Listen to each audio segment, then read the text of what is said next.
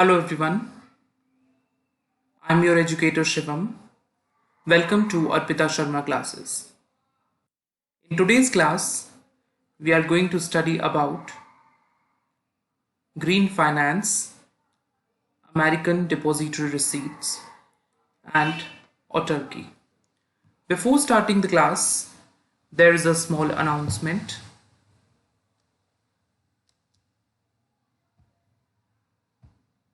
Subscribe to Arpita Sharma's classes for daily news analysis, economics MCQ series, Indian polity classes, strategy related classes for UPSC CSC, and much more. You can also join our Telegram channel, that is Simplifying UPSC with Ease, for class updates and notes. Also, Arpita ma'am is also taking live classes on Unacademy Plus. Use code SharmaYT10 to get 10% discount. So let's start our today's topic, that is green finance.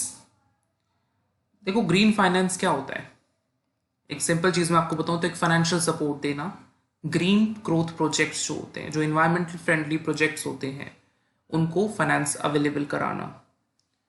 ठीक है, जब financial activities, कोई भी financial activity है, जब किसी environmental factor को consider कर रही है और समहाउ वो किसी इन ऑपरेशंस उसके इस तरह से हैं जिससे कि हमारा इन्वायरमेंट इंप्रूव होगा, तो उस चीज को हम लोग ग्रीन फाइनेंस की कैटेगरी में डालेंगे। Green finance then refers to any financial instrument, जैसे फाइनेंशियल इंस्ट्रूमेंट से ग्रीन के आजकल ग्रीन बॉन्ड्स भी आ रहे हैं, तो it's a part of green finance, जिसके proceeds are used for sustainable development projects and initiative. कोई भी ऐसा फाइनेंशियल इंस्ट्रूमेंट है जिससे जितना भी पैसा आ रहा है, जैसे हमने ग्रीन बॉन्ड्स इशू करे तो उससे जितना भी पैसा आ रहा है हम लोग सस्टेनेबल डेवलपमेंट जो प्रोजेक्ट्स हैं या फिर इनिशिएटिव्स हैं उनके लिए यूज कर रहे हैं। देखो सस्टेनेबल डेवलपमेंट आपको थोड़ा सा बता दूं क्या होता है, कि हमें जो है अपनी करंट नीड्स को पूरा करना है, लेकिन फ्यूचर जनरेशन के बारे में सोचकर, कि ऐसा ना हो कि हम सारे रिसोर्सेज को यूटिलाइज कर लें और हमारी जो आने वाली जनरेशन है उनके पास कुछ भी ना बचे।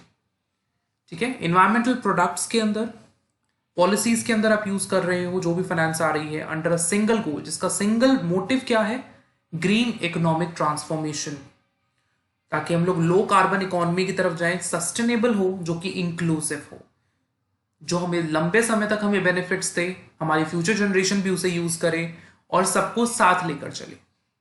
ग्रीन फाइनेंस का जो ऑब्जेक्टिव है, it promotes global green growth. ठीक है, आप देखो इससे प्रोजेक्ट्स किस किस तरह के हो सकते हैं, किस किस तरह से आप इंप्रूव कर सकते हैं एनवायरनमेंट को क्या क्या इनिशिएटिव्स हो सकते हैं, किस तरह के हो सकते हैं। अडेप्टेशन के इनिशिएटिव्स हो सकते हैं, कंजर्वेशन से रिलेटेड, बायोसिस्टम अडेप्टेशन से रिलेटेड, बायोडाइवर्सिटी कंजर्वेशन से related, carbon sequestration, carbon capture और स्टोरेज, एनर्जी एफिशिएंसी से रिलेटेड, को generation, smart grid, environmental protection के लिए, पोल्यूशन कंट्रोल के लिए आप कुछ करें, prevention and treatment, green buildings, green products and materials, renewable energy, solar, wind and hydro. Government का जो एक एम भी है कि हम लोग इस परसेंटेज तक, हम गवर्नमेंट भी चाहती है कि ज़्यादा से ज़्यादा जो है हमारी एनर्जी रिक्वायरमेंट वो ग्रीन सोर्सेज से फुलफिल हो, क्योंकि वो लेस पोल्यूटिंग है और इकोनॉमिकल भी काफ़ी ज़्यादा वाइबल है इस चीज़ के लिए। सस्टेनेबल लैंड मैनेजमेंट हो, सस्टेनेबल एग्रीकल्चर हो, फॉरेस्ट्री हो। अगर आप किसी भी इन सब चीज़ें जितने भी दिए हुए यहाँ पर, ट्रांसपोर्ट है, urban rail, metro, electric, hybrid, waste management, recycling, water waste management, water efficiency, इन सब चीज़ों रिलेटेड अगर आप इस प्रोजेक्ट्स में या फिर इनिशिएटिव्स में अपना इन्वेस्टमेंट कर रहे हैं, ऐसे प्रोजेक्ट्स लेकर आ रहे हैं, तो हम, और उसके लिए आप फाइनेंस जो भी लेके आ रहे हैं, जो भी आप फाइनेंस कर रहे हैं इन प्रोजेक्ट्स को, तो उसे हम लोग ग्रीन फाइनेंस कहेंगे। देखो जैसे अब ये है green finance, financing public and private green investments in environmental goods and services and prevention of damage to the environment. मतलब पब्लिक और प्राइवेट जो भी, जिस भी तरह ग्रीन इन्वेस्टमेंट्स है, मान लीजिए आज मैं waste water management plant setup करना चाहता हूँ, तो उसके लिए जो भी मेरे पास पैसा आएगा, ठीक है, वो चीज़ इसमें कंसीडर की जाएगी। कोई भी पब्लिक कर रही है चाहे प्राइवेट रिलेटेड है। अगर आप लोग इन्वायरमेंट के लिए कुछ भी इंप्रूवमेंट कर रहे हैं उसके अंदर, तो वो ग्रीन फाइनेंस में किया जाएगा। Financing of public policies that encourage the implementation of environmental damage mitigation और adaptation projects और initiative। आप कोई भी जो भी उन पब्लिक पॉलिसीज को फाइनेंस करना जो कि environmental जो प्रोजेक्ट्स है जो encourage करती है कि आप environment protection को बढ़ावा दीजिए, environmental damage कम हो, उन प्रोजेक्ट्स को जो भी ऐसी पब्लिक पॉलिसीज हैं उनको फाइनेंस करने का काम, उनको फाइनेंस करना, that is green finance. Components क्या क्या इसके अंदर, components of the financial system that deal specifically with the green finance, that is financial instrument for green investment and structured green funds. देखो अब एडवांटेजेस क्या हैं इसके ग्रीन फाइनेंस के। सबसे पहले जब हम लोग इन्वायरमेंट के बारे में सोचेंगे तो हम क्या करेंगे, जितने भी हमारे पास रिसोर्सेज हैं हम उनको बहुत ही ध्यान से यूज़ करेंगे, हम उनको सस्टेनेबल उनका यूज़ करेंगे, क्लीन और ग्रीन एनर्जी प्रमोट होगी,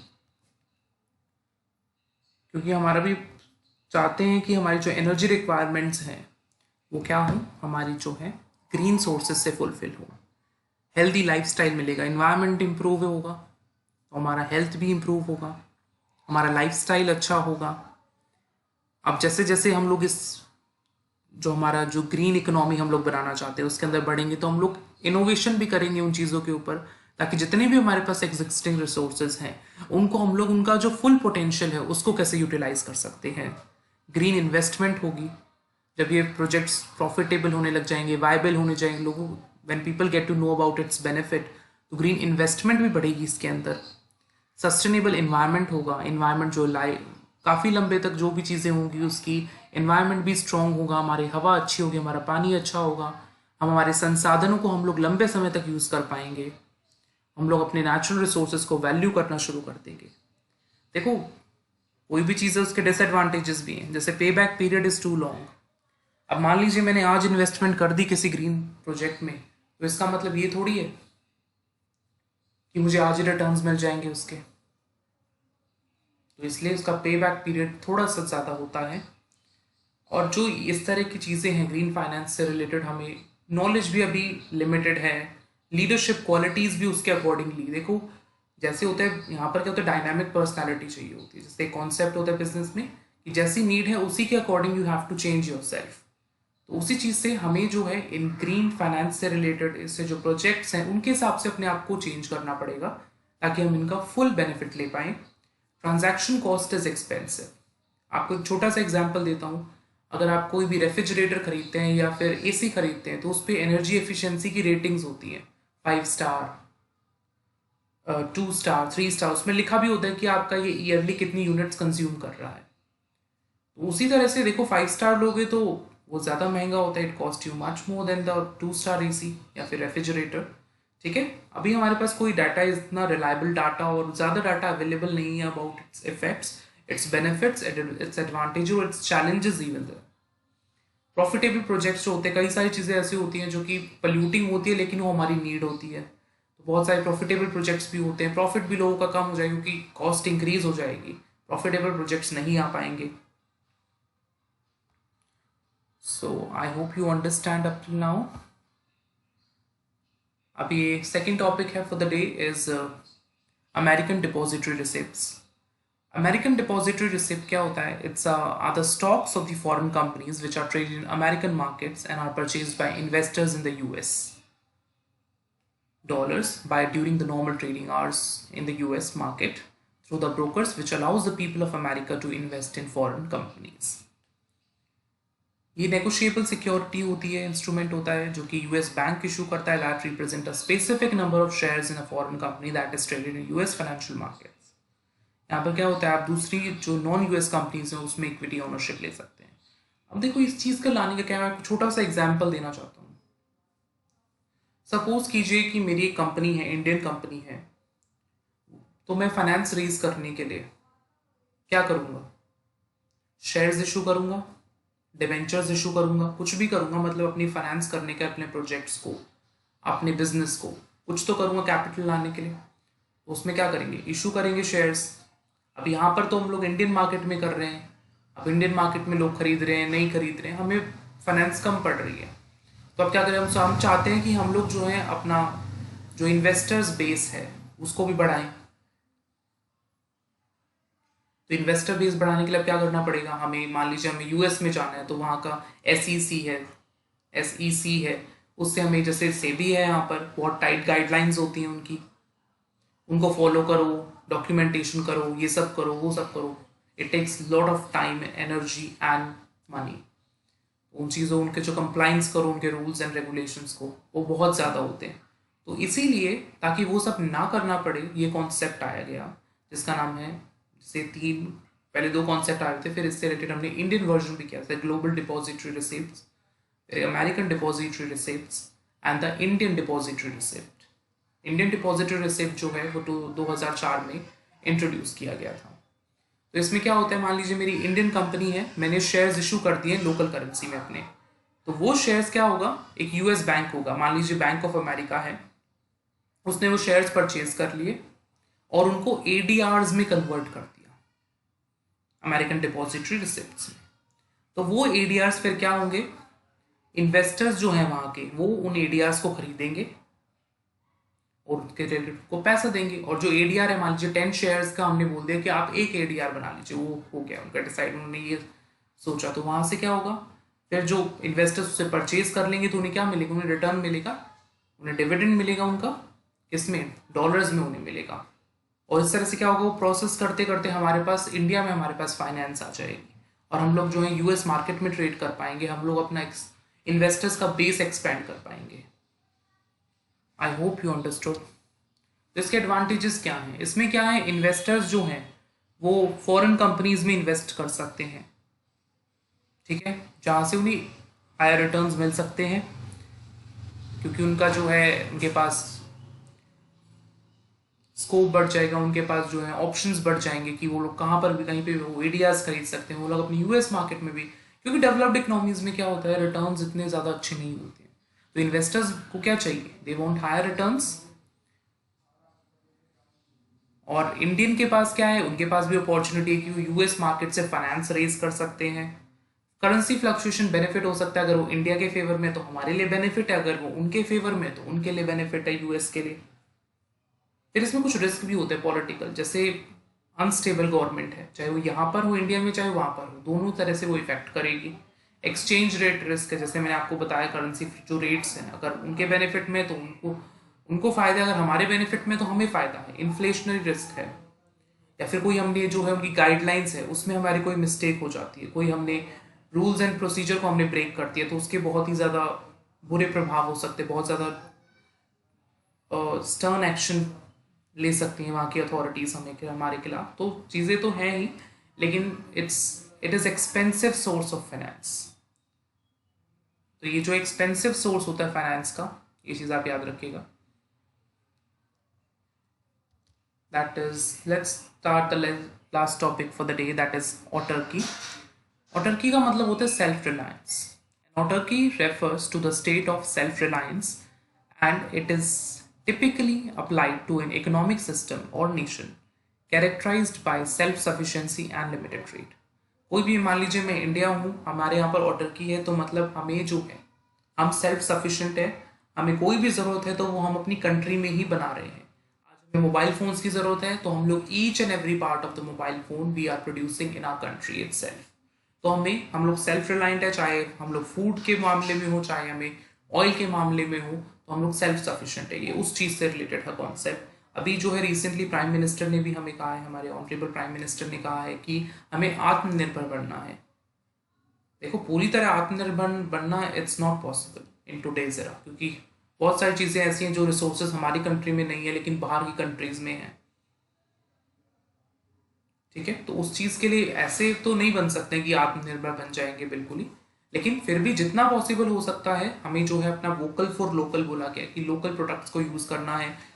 हमें जो है यहाँ पर डोमेस्टिक इंडस्ट्री सेटअप करनी है कि हम लोग हर चीज़ यहीं पर प्रोड्यूस कर लें, ठीक है, ताकि हम लोग सेल्फ सफिशिएंट हो, हमें लिमिटेड ट्रेड करना पड़े, हमें ट्रेड की ज़रूरत ही ना पड़े बाहर की इंटरनेशनल ट्रेड की, हमें जो उनका एक्सचेंज रेट फ्लक्चुएशंस है उनसे कोई इफेक्ट ना पड़े, ठीक है। तो ये जो डेफिनेशन है ग्रीक से आई है, दैट इज, इसका ग्रीक वर्ड है ऑटोज, मतलब मीनिंग सेल्फ, आर्किन मतलब meaning to be strong enough to suffice, मतलब हम खुद ही इतने स्ट्रॉन्ग इनफ है कि हमें किसी की एक्सटर्नल एड की जरूरत ही नहीं है।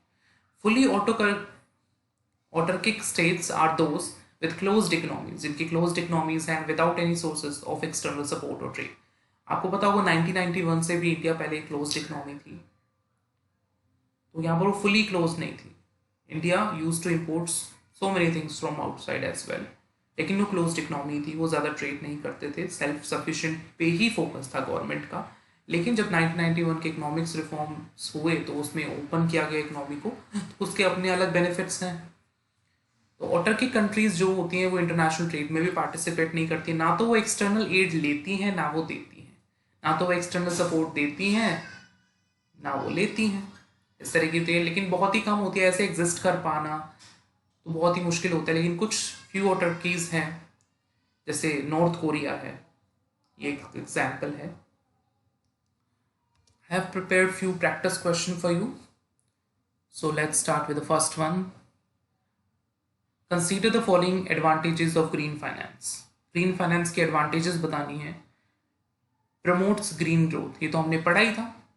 इसका ऑब्जेक्टिव ही यही है ग्रीन फाइनेंस का, प्रमोट ग्लोबल ग्रीन ग्रोथ. तो this is true. Less expensive, no, it is expensive. It is much more expensive than traditional initiatives, than traditional business.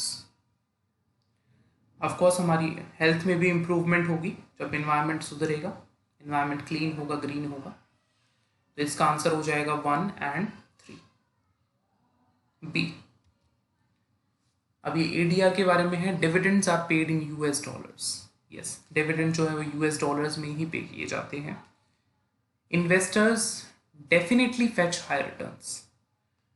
देखो मैंने आपको बोला था उसमें, जब मैंने आपको एडवांटेजेस बताए थे, investors can fetch higher returns. लेकिन डेफिनेटली फाइनेंशियल मार्केट्स में यू कांट बी सर्टेन. आप कोई सर्टेनिटी के साथ नहीं बोल सकते कि मुझे ये इतना रिटर्न मिलेगा ही मिलेगा. Financial markets are very uncertain. Okay, you can not guarantee anything कि वे will give you that much return definitely. तो दिस इज रॉन्ग स्टेटमेंट, और ये तो एक्सट्रीम वर्ड है. डेफिनेटली बहुत ही कम केसेस में होता है ऐसे. True, investor definitely fetch high return, this is wrong. तो इसमें करेक्ट क्या हो जाएगा answer? That is a. Last question for the day, that is autarky refers to, ये वैक्सीन है कोरोना के लिए, या स्टेट ऑफ डिपेंडेंसी है, या फिर कोई फाइनेंशियल इंस्ट्रूमेंट है, या फिर स्टेट ऑफ सेल्फ सफिशिएंसी है. तो अभी हमने जस्ट पढ़ा है, ये क्या है? आंसर क्या हो जाएगा इसका? D. It's a state of self. Hope you like the session. Thank you so much.